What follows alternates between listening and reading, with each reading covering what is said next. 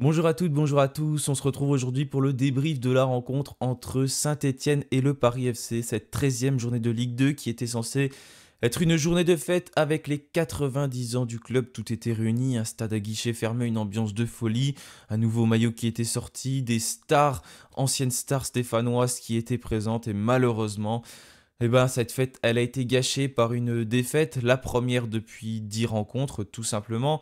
On avait enchaîné 10 matchs sans défaite et cette fois-ci, cette série est terminée, tout comme celle des 6 clean sheets consécutifs. Saint-Étienne qui a pris ce but et qui s'incline donc 1-0 face au Paris FC au terme d'un petit match. Un match qui était vraiment compliqué pour les Stéphanois qui ont baissé le pied petit à petit et surtout en deuxième mi-temps où franchement ça n'a pas été très agréable à regarder. On a un peu tombé on est un peu retombé dans nos travers à ce moment-là. On va en parler plus précisément dans le match, dans le débrief. Là, l'avantage que j'ai, c'est tout simplement que les autres rencontres se sont déroulées, mis à part celle entre Auxerre et Guingamp, qui va d'ailleurs vraiment nous intéresser, parce que je tourne ce débrief on est le dimanche, on va pouvoir parler donc rapidement des autres résultats. Il y a des rencontres, c'est sûr, qui ne sont pas à notre avantage, hein. Quand on regarde Angers, ils ont battu Valenciennes, mais c'était logique. On s'y attendait, ils allaient se relancer chez eux. C'est une belle équipe, ils se sont inclinés contre nous. À Geoffroy Guichard, là, forcément, ils avaient envie de reprendre les 3 points et c'est ce qu'ils ont fait de fort belle manière. Et tout comme Laval, qui a également gagné, ils avaient perdu contre nous. Ensuite, ils avaient fait match nul contre Amiens, je crois. Et là, ils sont allés se relancer à Annecy, score 3-1, donc belle victoire également de Laval qui reprend aussi de l'avance sur nous. Conséquence pour l'instant, nous on est troisième au classement, on a perdu une place puisque Angers a gagné. Il reste cette rencontre entre Auxerre et Guingamp où on pourrait reperdre potentiellement une place. Et il y a un bon résultat quand même, c'est Grenoble qui a largement perdu à domicile 3-0 contre Ajaccio. Donc là, cette défaite, elle va leur faire mal également parce que j'ai quand même mis le classement. Quand on le regarde, Saint-Étienne donc est troisième. Si Auxerre s'impose, il nous repasse devant. C'est pour ça que cette rencontre, elle est très importante à suivre. Et en plus, il y a ce choc qui arrive dans quelques jours, le 11 novembre à 19h entre Auxerre et Saint-Étienne. Donc là, les enjeux, forcément, ils sont très très importants. Il va falloir fournir une autre prestation, clairement, si on veut ramener les 3 points d'Auxerre. Mais en tout cas, ça va être nos ambitions, hein. On a réalisé des beaux matchs. Laval, Angers, on a bien joué. On est retombé un peu contre le Paris FC. Peut-être malgré tout, une bonne chose pour se dire que voilà, on n'est pas invincible, on n'est pas intouchable et ça permet de remettre les têtes à l'endroit aussi, de perdre quelques fois. Et là, contre Auxerre, j'espère qu'on va y aller pour tout simplement ramener les 3 points. En tout cas, c'est tout ce que j'espère. On va faire un débrief donc en plusieurs parties. Déjà, je voudrais parler des approximations techniques et tactiques. Ensuite, on va parler de la baisse de régime au fil du match. Peut-être des changements trop tardifs de Laurent Batles. Vous me direz ce que vous en pensez également en commentaire. Et pour terminer, est-ce qu'il y avait un excès de confiance? On peut aussi légitimement se poser la question. Avant, on va faire un débrief global de la rencontre en parlant notamment de la composition et en revenant un peu sur tout ce qui s'est passé sur cette rencontre.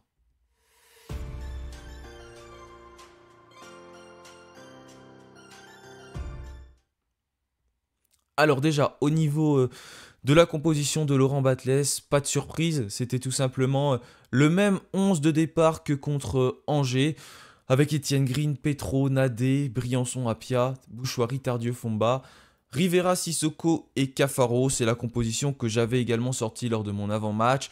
J'ai envie de vous dire, c'est logique, franchement, pourquoi Laurent Batles aurait changé? Ça s'est très bien passé face à Angers. Et là, tu remets les mêmes joueurs sur le terrain, d'autant plus qu'il n'y a pas forcément beaucoup de retours.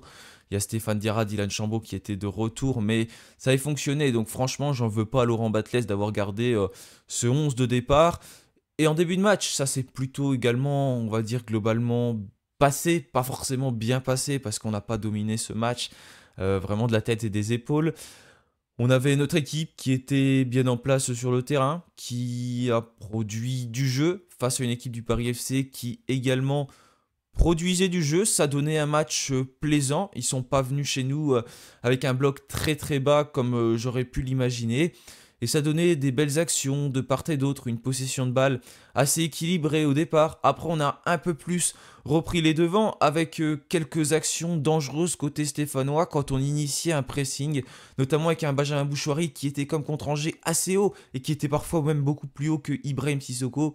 Pour presser, on arrivait à gratter des ballons qui nous permettaient tout simplement, comment dire, d'avoir des occasions, des actions dangereuses. Et ça, on arrivait à s'ancrer petit à petit, avec notamment, à un moment donné, on a une récupération sur le côté droit.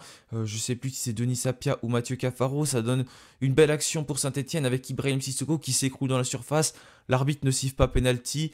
Mais franchement, bien joué à l'arbitre parce que c'était pas facile à vitesse réelle, il n'y avait rien du tout.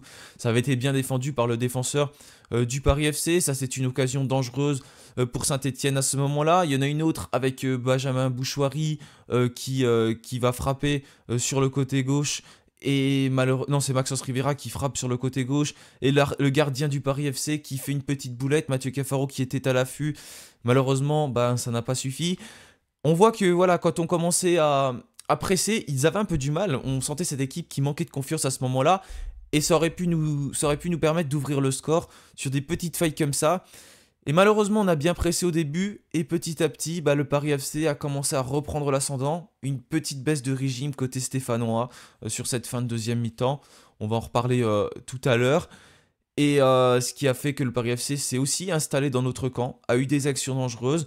Etienne Green a sorti un ou deux bels arrêts. Il n'a pas été non plus énormément sollicité, mais il a bien fait ce qu'il devait faire en première mi-temps.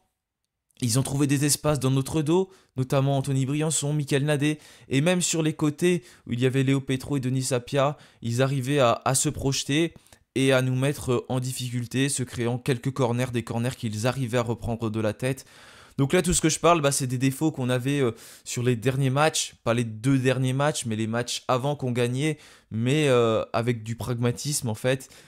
Et là, c'est des choses qui se sont repassées. Je disais attention, attention, sur les côtés, dans notre dos.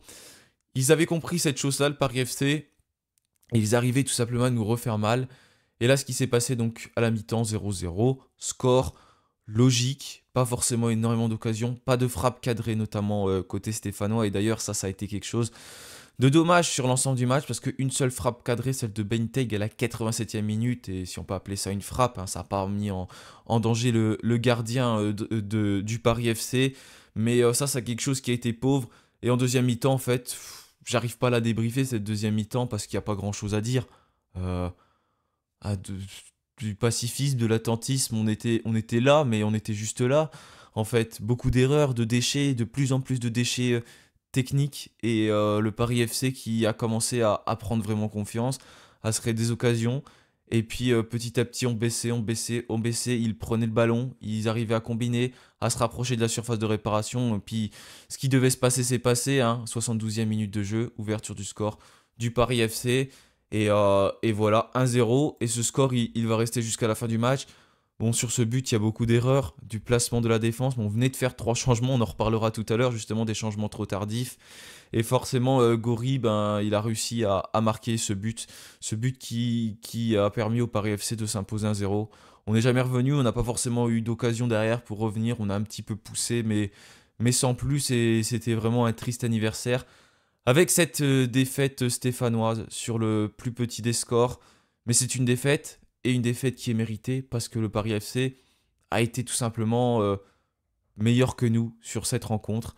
Et ça, on va en reparler tout de suite avec notamment les approximations techniques et les approximations tactiques côté stéphanois.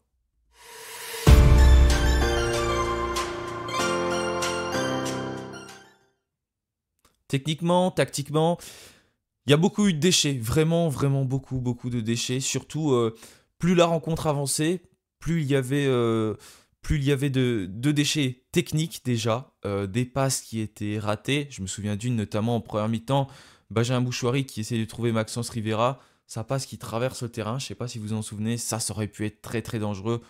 Heureusement, ça a été bien défendu. Notamment, je crois, c'est par Léo Petro. Défensivement, d'ailleurs, Léo Petro, il a fait du bon boulot. Il a bien défendu, il est bien revenu, mais même des fois sur les côtés, ça passait. Il a quand même été assez propre dans son match, dans son jeu. Voilà, j'ai bien aimé sa prestation globale, mais voilà, beaucoup de déchets techniques, des passes ratées, des passes pas assez appuyées, même les passes vers l'avant qui étaient mauvaises.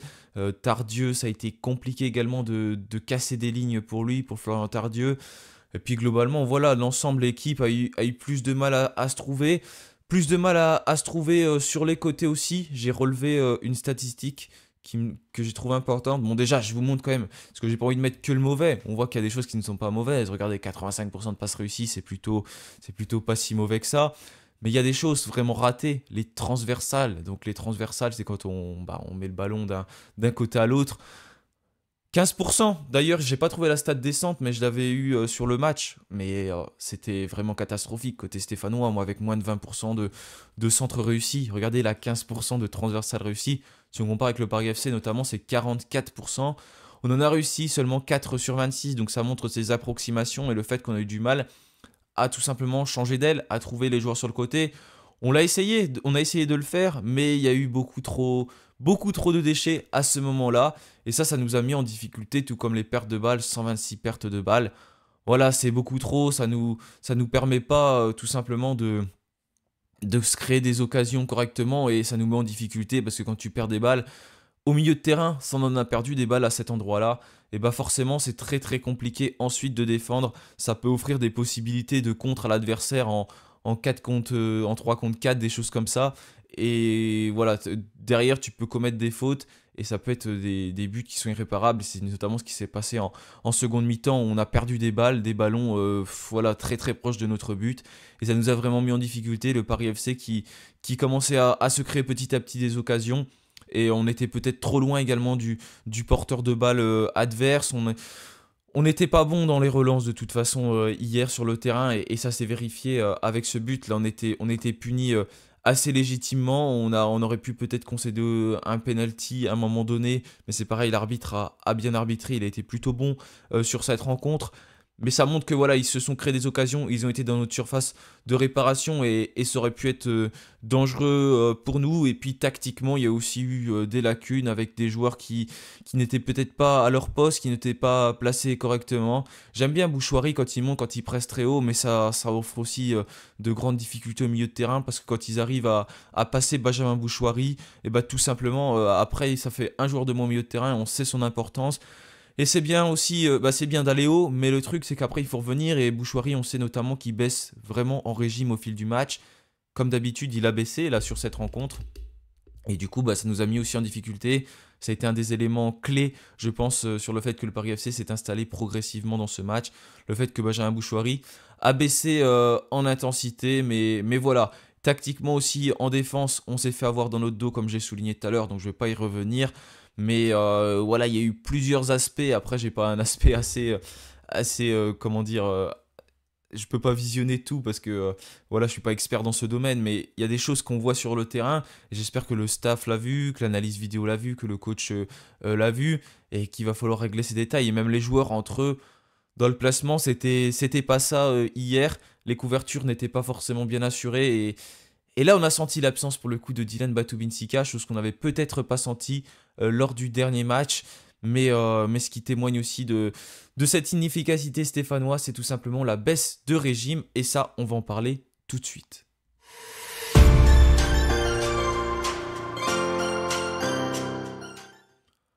Ça, c'est des choses qui ont sauté aux yeux de tout le monde, je pense. Cette baisse de régime, clairement. On a vraiment levé le pied, plus le match avançait, moins on était bon, plus le Paris FC prenait les devants. Comment ça peut s'expliquer ça? C'est très très difficile. Alors déjà, si on peut voir les choses plus globalement, on est plus posé aujourd'hui parce que le match s'est déroulé il y a un jour. C'était le même 11 de départ.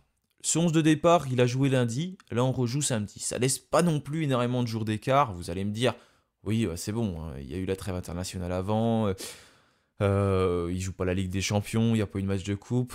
Mais ça peut se ressentir entre une équipe du Paris FC qui avait joué le samedi, nous le lundi. Voilà, ça peut être quand même quelque chose, même si, voilà, je vous avoue, c'est pas non plus quelque chose qui saute aux yeux.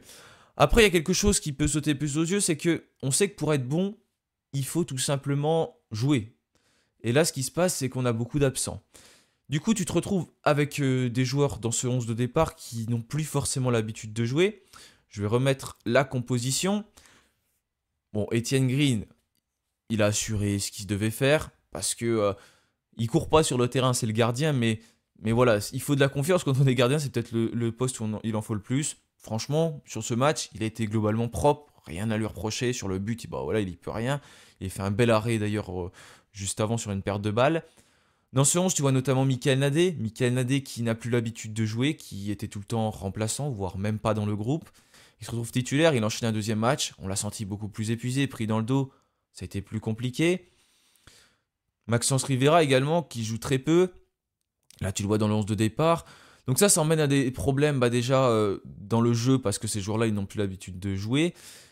Donc au niveau voilà, du fait qu'ils sont plus épuisés, qu'ils manquent de repères aussi, et qu'ils manquent de repères avec leurs partenaires. Et là, je pense qu'on l'a ressenti sur cette rencontre globalement, vraiment un manque de repères. On avait du mal à se trouver, à jouer les yeux fermés comme on pouvait le faire auparavant. Là, c'est pas du tout ce qu'on a observé du côté de Saint-Etienne où ça a été très compliqué à ce moment-là. Donc voilà, il y a eu cette baisse de régime au fil du match. Bon, je pense pas que ça s'explique que par ça quand même, par ces joueurs qui n'étaient pas titulaires auparavant ou par ce match qui a été joué. Mais je sais pas. Je sais pas trop comment l'expliquer autrement. En tout cas, un Benjamin Mouchouari qui s'éteint de toute façon au fil du match et qui a peut-être, comme je l'ai dit tout à l'heure, fait trop de courses au début de la partie, ce qui l'a mis dans le mal, ce qui l'a épuisé. Et cette équipe du Paris FC qui avait bien compris, qui faisait quand même tourner le ballon, hein. Ils n'étaient pas très très sereins en première mi-temps, mais ça tournait le ballon et du coup nos joueurs couraient comme des fous, un peu Sissoko et Benjamin Bouchouari. Ils nous ont bien empêché également de trouver Sissoko parce qu'il a eu du mal sur ce match. On l'a mal trouvé. Et globalement, leur possession de balle, ils les ont bien gérés, le Paris FC, parce que ils nous ont fait courir sur les côtés quand ils les avaient. Ils ont réussi à percer le milieu de terrain. Et nous, on reculait petit à petit. Et là, voilà, ça c'est clairement faire sentir. Je ne veux pas ajouter beaucoup plus de choses sur la baisse de régime côté stéphanois, parce que je vois pas trop comment l'expliquer plus que ça. Peut-être qu'il y a eu une grosse séance à l'entraînement, je sais pas. C'est difficile à évoquer. Et aussi, voilà, on enchaîne les rencontres, donc ça peut être ça, mais tout le monde enchaîne les rencontres, donc pas facile d'en dire plus là-dessus. En tout cas, c'est quelque chose que je voulais mettre en avant quand même, parce qu'on l'a senti au fur et à mesure. Si vous arrivez à l'expliquer, n'hésitez pas à le faire. Après, il y a des joueurs également comme Tardieu, qui ne jouaient pas beaucoup l'année dernière, bah, qui ont presque pas joué à cause de blessures, et qui là sont titulaires depuis plusieurs matchs, et qui sortent même pas, qui sont tout le temps là. Donc ça se ressent aussi. Peut-être que c'est dur aussi pour lui d'enchaîner. Globalement, dans le match, tu retrouves 3-4 joueurs qui n'ont pas trop l'habitude de jouer. Et peut-être que voilà, ça peut expliquer certaines choses. D'autres joueurs qui essayent de compenser par des courses. Il faudrait vraiment l'analyser de façon plus pointue ce match pour voir ça. Mais en tout cas, cette baisse de régime, elle est évidente. Après, ça peut passer par quelque chose. Parce qu'on baisse souvent en régime en seconde mi-temps. C'est parce que les changements de Laurent Batles, ils ont été tardifs. Ça, on va en parler tout de suite.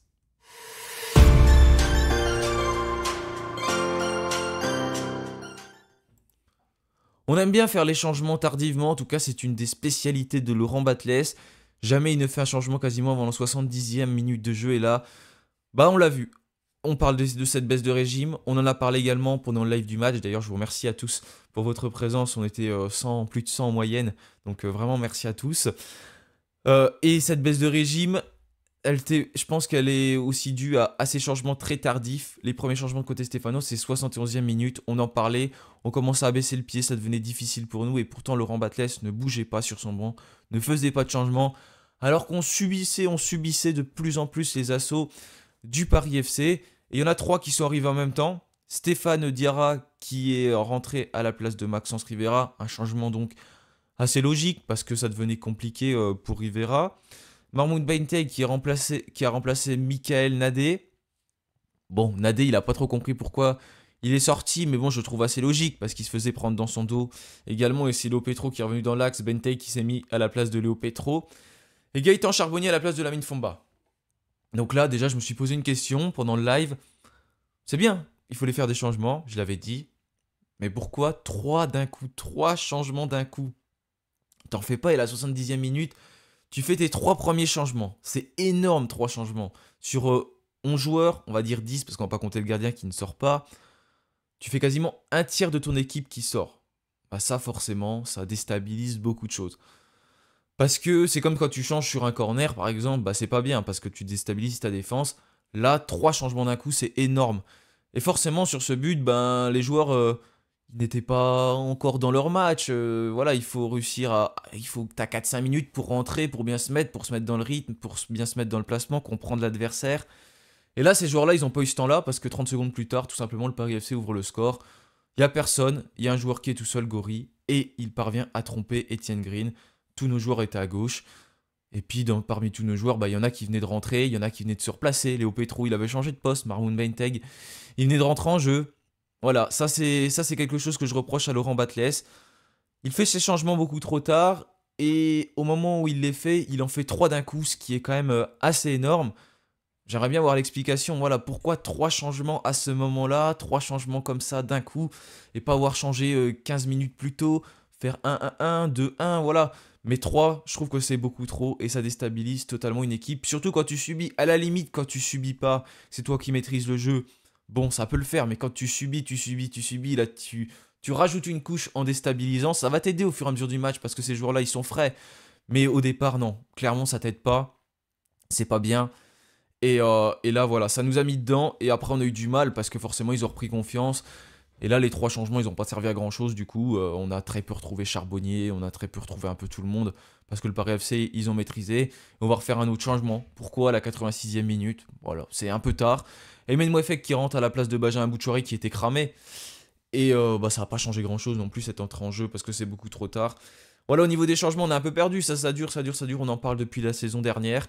C'est quelque chose voilà, qu'on peut reprocher, je pense, à Laurent Batles, ces changements qui arrivent trop tard. On dirait que des fois, il est un peu désemparé, il sait pas comment réagir.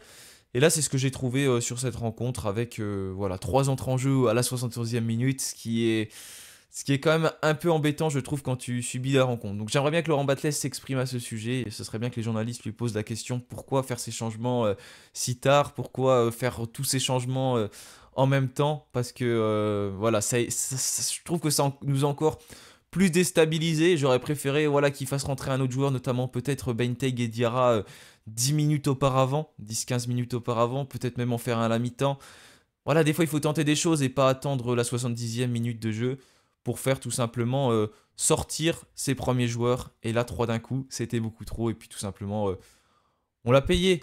Ok, on a beaucoup de joueurs absents, Wadji, Batou Binsika, et ça nous fait mal. Mais on a quand même un banc qui est plus fourni que les autres équipes de Ligue 2. Hein. On n'est pas en Ligue 1, donc notre banc, il est quand même assez conséquent par rapport à certaines équipes. Et là, il y avait des changements à faire. Et je pense qu'il aurait dû les effectuer avant. On en avait parlé pendant le live, on l'évoque quand même depuis pas mal de... maintenant depuis plus d'un an. Et c'est quelque chose voilà, qui me chagrine, encore avec l'attente beaucoup trop longue pour faire les premiers changements. Maintenant, on va passer à la dernière partie de la vidéo. Je voudrais parler... je sais pas si c'est ça, mais il y a peut-être aussi un excès de confiance. On essaye d'expliquer cette défaite.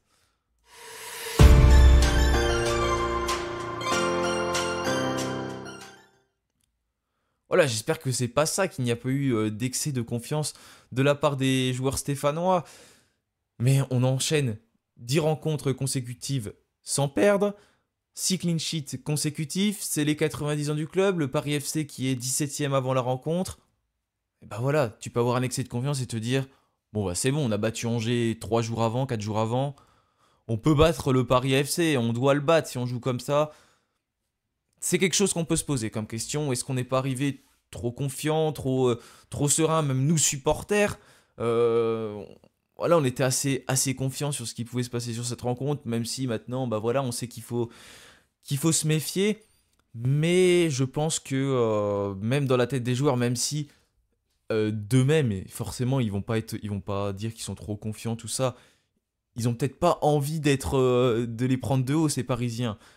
Mais quand dans ta tête, voilà, quand ils pensent, peut-être que il se voyait déjà trop beau. Remporter ce match pour les 90 ans, ça aurait été magnifique. Mais malheureusement, voilà, ça n'a pas été le cas parce que le Paris FC est arrivé déterminé en voulant prendre des points.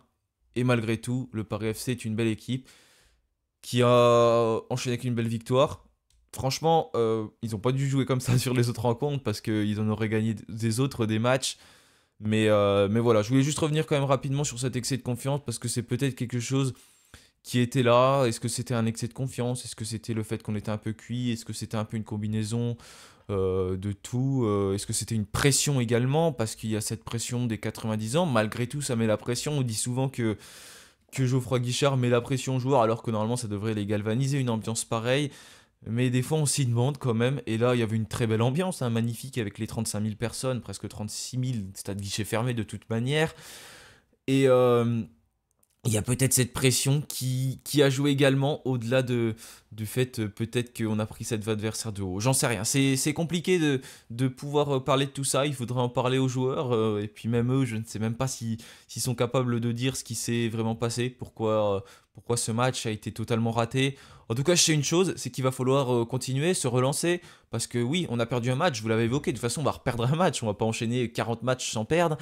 Il faut l'en perdre à un moment donné. J'aurais aimé qu'on le perde d'une autre manière, à un autre moment. Mais bon, c'est le cas. Maintenant, on peut se relancer à Auxerre. On sait qu'on a souvent surpris contre les équipes du haut de tableau. Hein, c'est le match qu'on s'attendait le moins à perdre, le Paris FC, dans ces rencontres-là, entre Laval, Angers et Auxerre, et le Paris FC. Si on cochait un match gagnant, c'était plutôt le Paris FC. Et ben là, le Paris FC nous a fait mentir. Ils se sont imposés contre nous, donc bien joué à eux parce qu'ils ont fait un beau match. Et pourquoi pas continuer avec la série précédente, on va en créer une nouvelle, et aller chercher tout de suite ces 3 points au cerf, se relancer et ne pas laisser place au doute avant une trêve internationale, mais qui ne sera pas vraiment une trêve internationale puisqu'on va jouer en Coupe de France, avec cette entrée en lice contre Bourg-en-Bresse, Bourg-Perona, en espérant que on fasse un beau parcours en Coupe de France cette saison. Voilà, merci à tous d'avoir suivi cette vidéo, je vous remercie, on a passé 2400 abonnés sur le live, je vous remercie vraiment pour votre fidélité, pour votre soutien. Merci à tous ceux qui sont restés jusqu'au bout de ce débrief. Il est un peu long, mais quand on le fait le dimanche, comme ça, là, ou un autre jour, après le match, on peut parler de façon plus posée. On a digéré un peu la rencontre, on va dire, même si ça fait toujours très mal. Et ça permet de parler de plus de choses. J'ai pas beaucoup de réponses à ce que j'ai évoqué, mais il y a quand même des questions à se poser et il faudrait pouvoir en parler au staff, communiquer, et ce serait bien d'être en conférence de presse pour pouvoir parler de tout ça. Voilà, merci à tous, je vous souhaite un bon dimanche, une bonne semaine, on se retrouvera très bientôt pour une nouvelle vidéo. Merci encore une fois pour votre fidélité et bien sûr, allez les Verts!